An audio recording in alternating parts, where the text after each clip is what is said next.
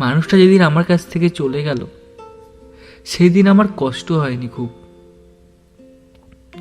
আমি শুধু একটাই কথা ভেবেছিলাম,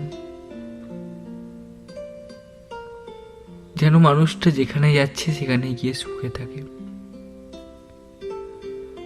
যে মানুষটার কাছে থাকবে সেই মানুষটা যেন তাকে আমার থেকেও বেশি ভালোবাসে। হ্যাঁ, থাকবে। আমি জানতাম আমার ভালোবাসার মানুষ অনেক ভালো। সে যেদিন থেকে অন্য কারোর হয়ে গেছে সেই দিন থেকে আমার সাথে একবারও যোগাযোগ করেনি, একবারও আমার খোঁজ নেয়নি। কারণ জানো, সেই মানুষটা হচ্ছে সৎ।